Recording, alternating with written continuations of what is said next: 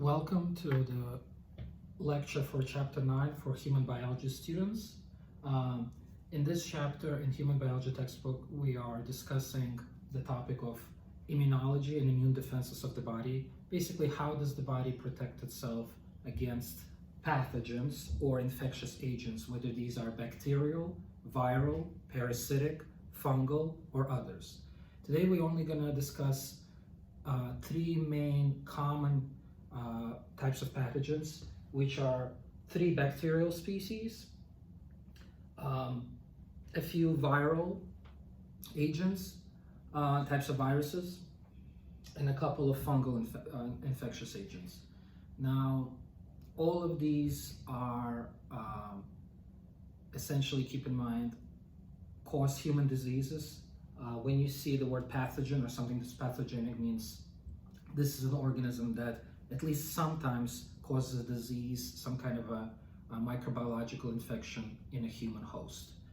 There are many different types of pathogens. Some pathogens are specific to plants, some are specific to bacteria and other organisms. Here, obviously, in the human biology course, we are primarily focusing on human anatomy and human disorders, and so we're only going to refer to those pathogens that cause disease in humans. And also important to keep in mind that for some of these, actually quite a number of them, they are also commensal organisms, which means they have quite often live inside the human body, whether on the skin or inside the gastrointestinal tract, and do not cause any disease. And only under certain circumstances, whether changes to the colonies of bacteria, changes to homeostasis or other changes in the body, these organisms become pathogenic and then start to multiply, start to form more colonies, and actually cause disease. So essentially, we cannot say that these are exclusively pathogens, because quite often they do live quietly and essentially unnoticed in the body as a commensal organism, and only in certain cases cause actual pathology. Okay, for the bacterial species, so we're going to talk about E. coli, Streptococcus species, and Staphylococcus species. For each of these, there are multiple variants, multiple essentially subspecies and species of these bacteria. We want to know what kind of common pathogenic states do they cause. So for E. coli again is a very common commensal in our body, in the cytodigestive system. All mammals, in fact, have E. coli as part of their gastrointestinal tract. But in those cases where E. coli becomes pathogenic, and there are multiple pathogenic variants of E. coli, those that secrete toxins, those that cause bleeding, cause hemorrhage, and other damage throughout the body on the cellular level, these are the ones we're actually interested in. So for E. coli, for instance, very commonly E. coli cause foodborne illnesses, essentially food poisoning. They are a cause of UTIs, urinary tract infections. So essentially when the E. coli goes from the skin to urinary tract, causing cystitis, causing urethritis, inflammation in the urethra, in the bladder. That's basically what UTI is. And foodborne illnesses is you're thinking about essentially presentations such as a person who is eating at a restaurant, maybe where there was contamination of food, of something like meat, with E. coli, that's pathogenic, and then that person goes home and has diarrhea, has vomiting symptoms, things like that, and that would be considered foodborne illness. They're often self-limited, they don't really need to be treated often, they will go away by themselves, but E. coli is a common cause of it. Causes of traveler's diarrhea as well, E. coli is a very, very common connection there. Other illnesses could be just essentially digestive disorders, all kinds of inflammations, part of the digestive tract, often attributed to E. coli as well.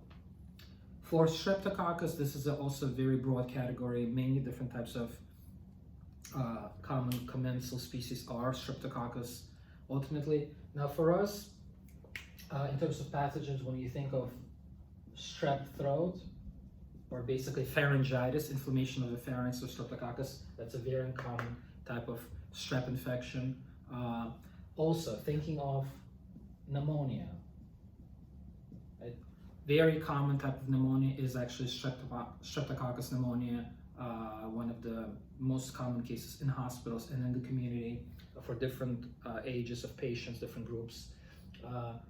Pneumonia is essentially quite a severe lower respiratory tract infection where alveoli begin to fill up with fluid, making it difficult to breathe, causing fever, causing inflammation in the respiratory system, and definitely needs to be treated with antibiotics against Streptococcus, similar as you would do for strep throat, of course. Also, keep in mind, again, because Streptococcus is so widespread, it actually could technically cause illness or damage in pretty much any organ in the body. The common ones, again, that we need to know is pneumonia, strep throat, meningitis. So meningitis is inflammation of the coverings of the brain called the meninges, such as dura mater and arachnoid matter. So we'll talk about this more in the nervous system chapter, but essentially when you think of meningitis, you think of inflammation of the coverings of the brain. If it's a bacterial type of meningitis, Streptococcus is a very common cause. For Staphylococcus, these are often skin infections like cellulitis and other types of skin infections, and potentially also pneumonia and meningitis, again, and others. Again, I would say better to remember skin infections primarily for staph versus strep. The main kind of staph that we are most concerned about always is MRSA, MRSA, which stands for methicillin-resistant Staph aureus. So Staphylococcus aureus is a very common type of staph bacteria. In those cases where it's resistant to multiple antibiotics, it presents significant problems for healthcare workers for hospitalized patients who already may be sick and have significant morbidity from all kinds of other disorders. This presents a very serious problem as many different forms of common antibiotics do not work against MRSA strains, and so additional resources need to be engaged here, and more antibiotics, more kind of difficult ones to obtain, need to be used. Again, unfortunately, MRSA levels are have become quite common in the last few years, and basically the pharmaceutical companies are kind of trying to create new methods, new treatments, new forms of antibiotics to tackle this problem. Now, for the viral infections, there are again many different types of viruses. There are those that cause the flu, influenza, common cold, like coronavirus, rhinovirus, and others. Today we're going to focus on two primary families. One is the herpes virus family, which has 8 members there. These are herpes simplex 1 and 2, CMV, EBV, chickenpox, and there's some others. Now, primarily I want to talk about today Epstein-Barr virus, that's EBV, cytomegalovirus, which is CMV, and then herpes simplex type 1, type 2, and we're going to talk about chickenpox a little bit as well. So herpes virus is against essentially very common viruses that are do differ in the way they present and the way the kind of morbidity and mortality associated with them. Some are sexually transmitted, others are transmitted through blood contact or through other means. They are not necessarily only sexually transmitted infections, keep that in mind, even though there exists that association between herpes. Herpes, again, is just a family of many different viruses. They're extremely common, and often people get exposed to herpes very early in life from their parents. So specifically when we talk about EBV and CMV, these viruses that usually do not present any kind of serious pathology to the person, as long as the person is not immunocompromised, doesn't have any kind of serious other preconditions, essentially. Most people get infected with EBV and even CMV to some extent from their parents during childhood through basically skin-to-skin contact and kissing, like a mother kissing their child, things like that. And so very common. Only in certain cases does EBV either sort of reactivates later in life due to immunocompromised state, or due to certain unknown triggers that we haven't completely understood yet. So one common EBV association is mononucleosis, or mono.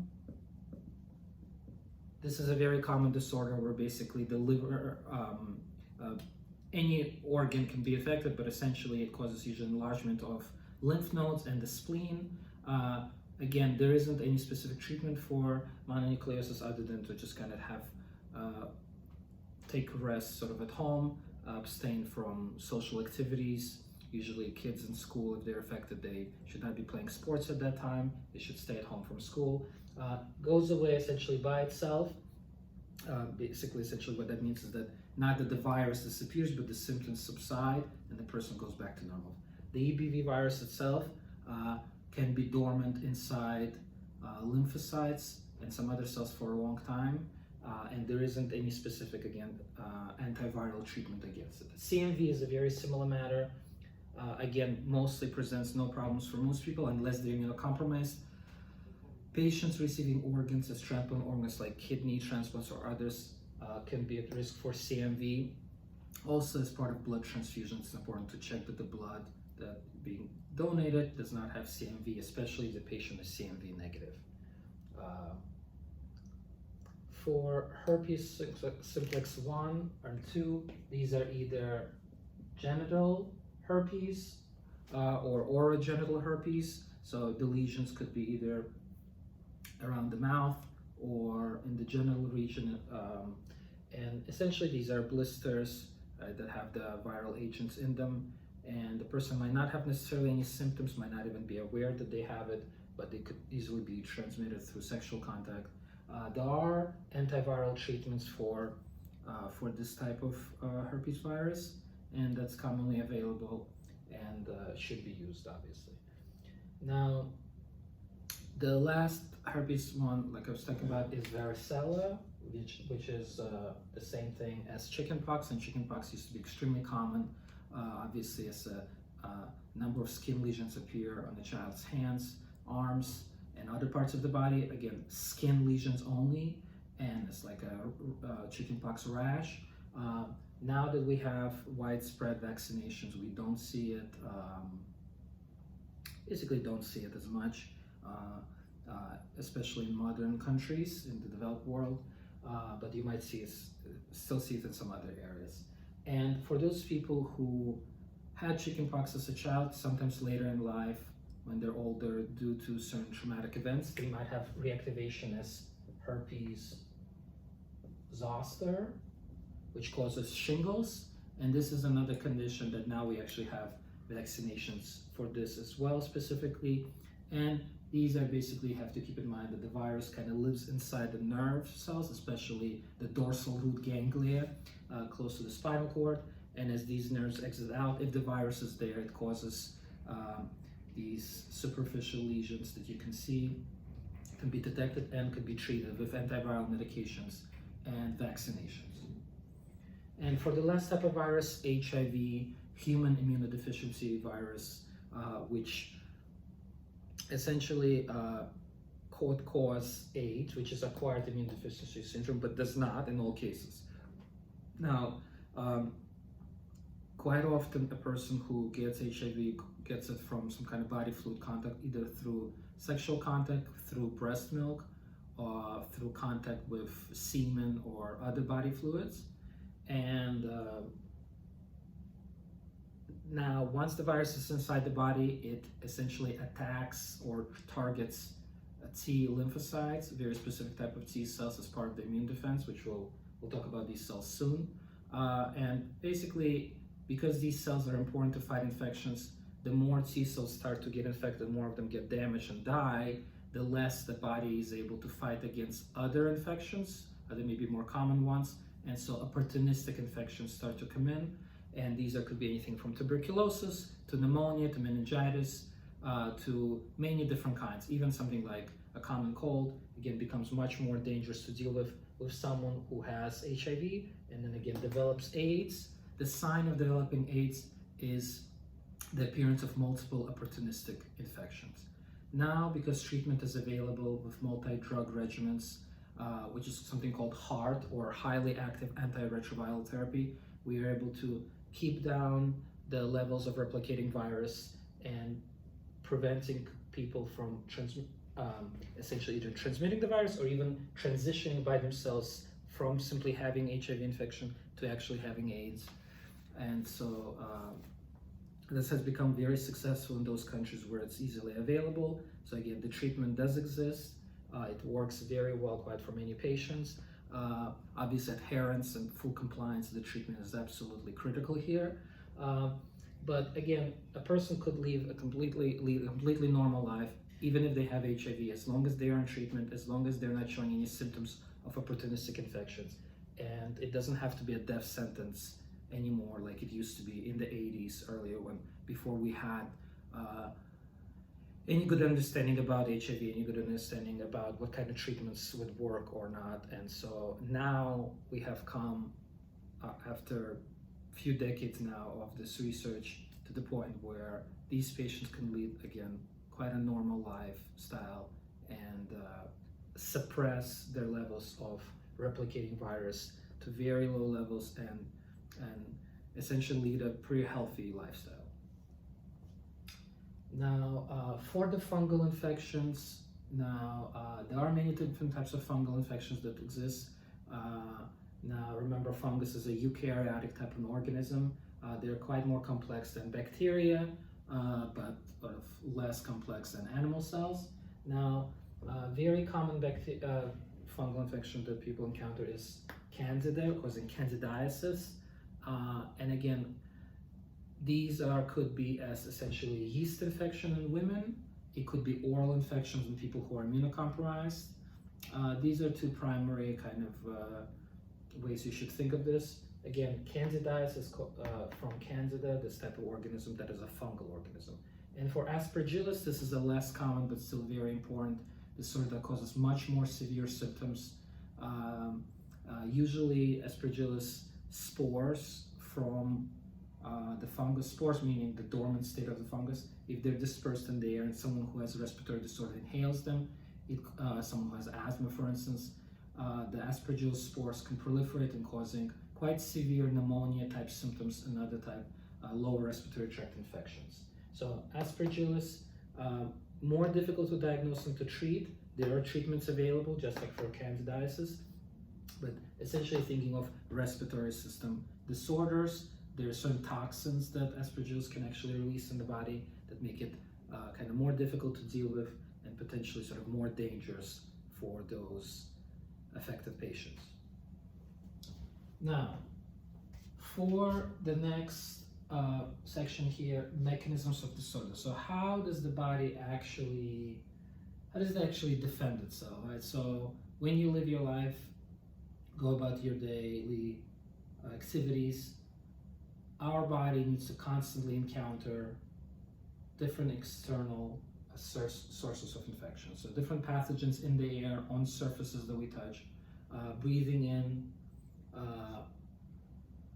constantly essentially our system is bombarded by these microscopic bacteria, viruses, fungal agents, others, right? So the immune system is always on high alert in your skin, in your digestive tract, pretty much everywhere, in order to figure out what's coming in, to be able to tell a friendly cell from an enemy cell, friend from foe. And so there's essentially three main mechanisms that exist. One, we have the lymphatic system, which is a sense of thinking about lymph nodes, spleen, tonsils, other organs that often allow the transport of specific white blood cells throughout the body to check on infections and kind of aggregate in certain specific areas to do this job of surveillance, of checking on what's going on. And also we have non-specific defenses and specific defenses we're going to talk about as well. So for the lymphatic system, again, this is a big topic. Usually you see lymphatics as these green blood vessel-like structures.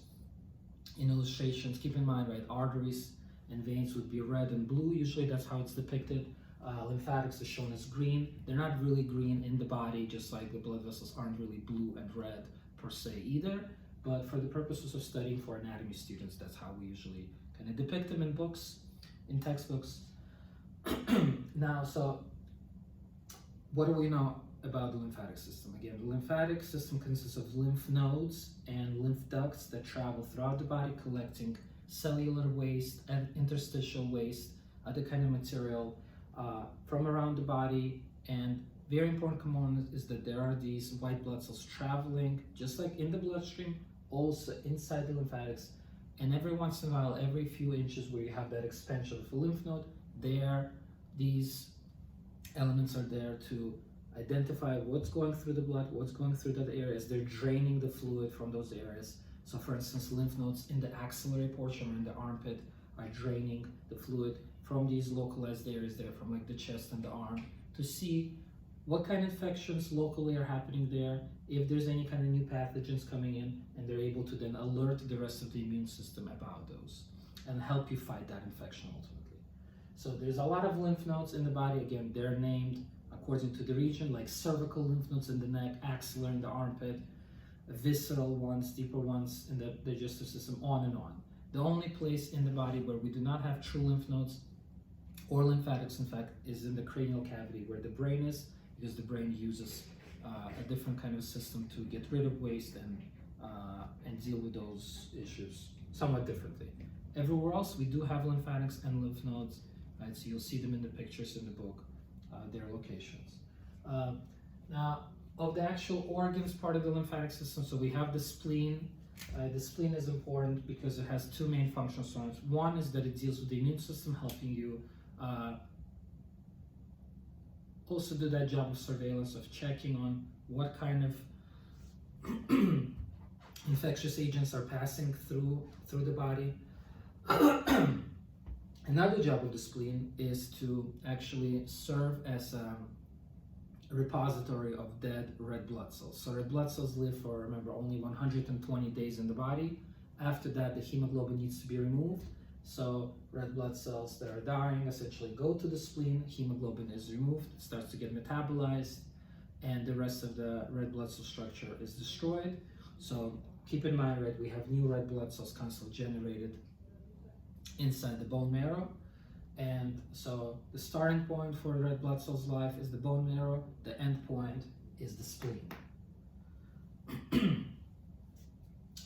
For the tonsils, right, tonsils again are also called adenoids sometimes. These are essentially located in the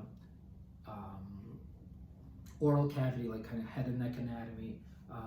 And these are, you could think of as sort of externalized lymph nodes. They're very similar histologically, and again, they're doing the same job, except that they're essentially looking at the mucosal surfaces as food and air is going into your oral cavity. Tonsils are there to kind of watch at what's entering in, to alert, again, the immune system to do that job of surveillance to make sure that your body is constantly on guard about what's coming in and is able to protect itself.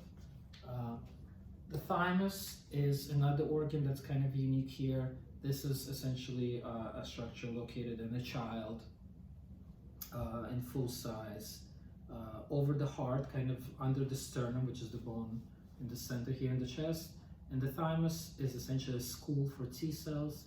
T cells come from bone marrow, enter the bloodstream, do not yet know how to recognize antigens, how to properly figure out what's going on in terms of which cells in the body are friendly, which cells are dangerous, which is the enemy, right? Again, being able to tell friend from foe, to recognize antigens properly. So the thymus teaches the T cells how to do that.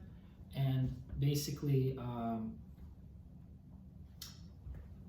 essentially, once the thymus teaches the T cells what to do, only the successful T cells can exit out. The rest, thymus destroys them. Right, so those T cells who have not learned how to tell friend from foe will be destroyed by the thymus. Okay. Now for the non-specific defenses, basically we want to talk about inflammatory response. What happens when you're sick? Like, how do you know that you're sick? So there are many different ways of thinking about this. Locally, we can think of person gets pain, warmth, swelling, redness. right? So, for instance, if you have a skin infection in a localized area, how do you know it's an infection? It's because your body allowed certain chemicals to go to that area, usually white blood cells, and overall more blood supply goes there. That causes warmth as heat from the blood goes to that area, and swelling, right? As more liquid goes to the area, it becomes red also because of the blood. And then it's painful because these different chemicals that are being released from the immune cells trigger nerve endings, causing sensation of pain. This is basically another way of your body saying, something's going on, something's wrong, please take care of it. Okay? And then on a more global effect for the body is that when you have a fever, which clinically is anything above 100.4 degrees Fahrenheit, 100.4 degrees Fahrenheit. This is a true fever, and we know, right, this is essentially a state where if you raise the temperature of the body a little bit, hopefully the pathogens will start to get destroyed, because they're very temperature sensitive, and any kind of temperature changes potentially will cook them, essentially, just like you're cooking food in the oven to kill off all kinds of microbes. Similar way, right, the body is doing that for you with this fever. Again, the fever is controlled by the hypothalamus in the brain, but ultimately, right, there's a very, very important response to infections by the immune system. When other cells are coming in, right, as part of a regular response to fight infections, whether it's localized or not, phagocytes, or cells that can eat and swallow other cells like bacteria, viruses, are often used. They're one of the first lines of defense often. So phagocytes, or phagocytosis, essentially is the process by which a white blood cell, like a macrophage or a neutrophil or others, will eat and destroy pathogens like bacteria and others. Okay. Now, whether this is successful or not kind of depends on what exactly we're talking about, but definitely it's a very common method used by the body to deal with infection. Now, for the specific defenses, essentially what we're talking about here are specific cells. So we have lymphocytes and we have antibodies. Now, so if you remember now, so cells like neutrophils, eosinophils, others, they had granules, right? They would release these chemicals to fight infections.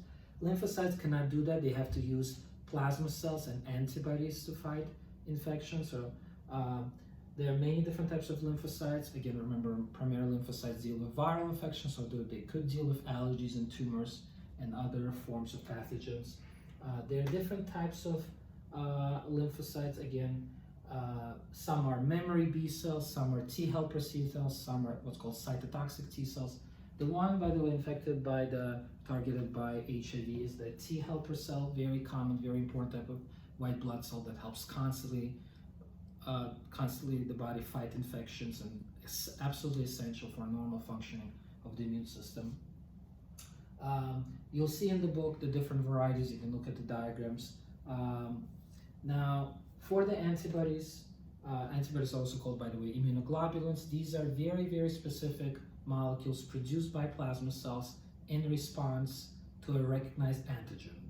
So there is an antibody that can bind to a very, very specific antigen. The specificity is essentially an antibody should be able to tell the difference between a single and a double bond between two atoms, or a simple missing one atom or added one atom, that kind of difference, even in a molecule that has potentially thousands of atoms and bonds in it. Right? That's how specific, that's how kind of perfect the antibody has to be. So there are multiple types of antibodies that are produced. You'll see again in the book what they look like in terms of their general kind of schematic. But essentially, we have immunoglobulins G, IgG, IgA, IgE, and IgM that we want to know about. So IgG is the most common one. This is useful when you give people vaccines. This is the one that comes into play immediately when you have an infection.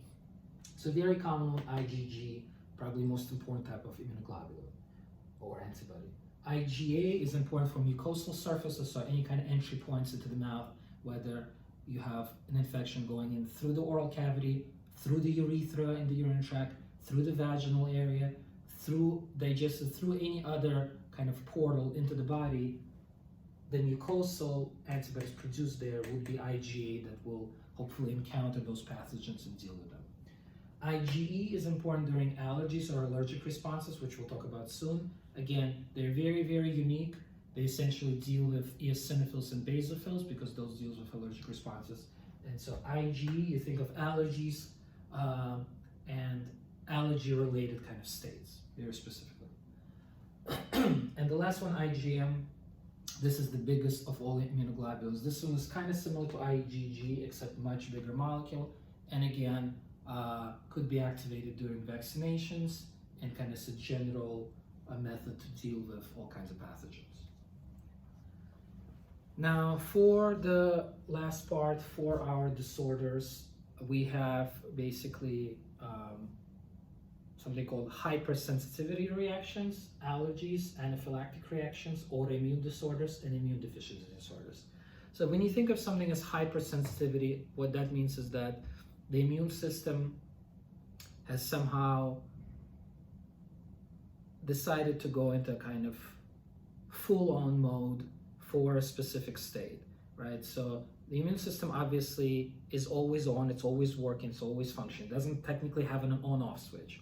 However, for some people in certain situations, whether due to a vaccine, whether due to even something like an allergy, the immune system becomes hyperactive, what we call hypersensitive, right? And responds often abnormally to a state. So this is not as in like if you get a pathogen and all of a sudden your system starts to fight a pathogen. That would not be hypersensitivity, that'd be a normal response.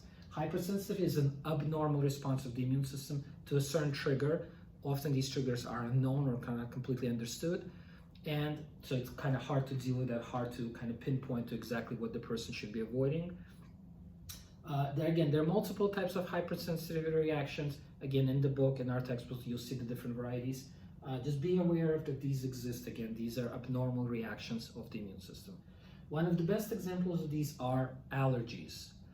To be allergic to something essentially means your body responds to something that is completely normal, but responds to it in an abnormal way, right? So a person could be allergic to what? To food, could be food allergies like nut allergies, cannot eat eggs, cannot eat peanut butter or peanuts or any kind of tree nuts, eggs, on and on others, right? So if a person is allergic to food, what does that mean? Does that mean that something isn't inherently dangerous in peanut butter? No.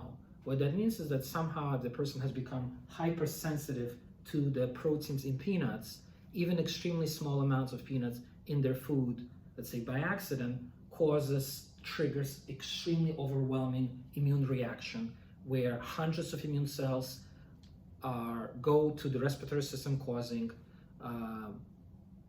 inflammation there, causing swelling, causing bronchi to constrict, the airways to kind of start to close, severe skin reactions, rashes, others, difficulty breathing, palpitations, effects on the heart, on and on, right? Essentially going into shock. So again, that's an extreme state. This is what we call anaphylactic reaction. Now, a lot of people are allergic to something and all they get is essentially a rash if they touch something, or sometimes other kind of uncomfortable feelings. But regardless, as long as the effect takes place, they do have an allergy. Again, an allergy could happen to almost anything. Again, food allergies are very common, latex allergies, season allergies due to pollen and other elements from plants and trees are very common. Again, they should be treated with antihistamines in extreme cases during anaphylactic reaction. If the person goes into shock, they do often need epinephrine injections with an EpiPen to reverse those extreme reactions like closing of the airways or damage to the blood pressure and cardiovascular state. But even in mild cases, something like Benadryl or antihistamines need to be often taken to kind of dampen the response, to kind of calm the immune system down so it's not overreacting. Again, what allergies are is essentially an exaggerated or an overreaction state to something that's very mild, right? So again, it is not the same thing as that if you're let's say, get bitten by a venomous snake and your body responds to it, right? That is not an allergy. That is because your body actually dealing with a poison in your body. But if you have food allergies to, let's say, eggs, and you accidentally eat an egg that you didn't know about, and you go into an anaphylactic shock, right? Obviously, that is an abnormal response. Now, for autoimmune disorders, these are disorders that essentially mean that the immune system has, for whatever reason, not able to recognize friend from foe. So those T cells running around in your body have stopped recognizing normal cells and start to attack them. Right? Autoimmune means your own immune system is attacking your own body. So these are unfortunately quite common now, especially in women. There are multiple types of autoimmune disorders. We're going to talk about just 3 of them very briefly. So one is systemic lupus erythematosus, or SLE, or just lupus, multiple sclerosis, and Crohn's disease. Again, we'll talk about others later in the semester. So for all autoimmune disorders, what you're thinking of is that the body is producing T cells and often antibodies that start attacking normal cells. The only difference between different autoimmune disorders primarily is which organs are affected more. So for instance, for SLE, the organs that are affected more are the skin, kidneys, joints, and then eventually other organs. But skin affected, very commonly causing very specific skin rashes, especially on the face. Kidneys, damage occurs due to damage in the nephrons and the normal kidney structure. Blood vessels are affected, causing vasculitis, inflammation of the blood vessels. And then, like I said, joints causing arthritis could also be affected commonly. So, very common, one of the most important autoimmune disorders, SLE. For multiple sclerosis, very serious, very kind of debilitating chronic condition. Affects primarily the myelin, which are these protective coverings in the central nervous system. So if the myelin gets destroyed, the cells can't properly function, can't properly communicate. So again, this is a disorder of the central nervous system. We can see images of damaged brain areas and MRIs of these patients with MS. They have multiple symptoms, as basically the brain controls all activities, right? Anything that could be something like weakness to paralysis to something like even seizures or vision loss, damage to the optic nerve, on and on.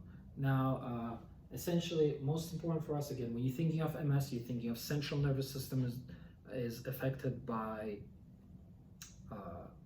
this condition.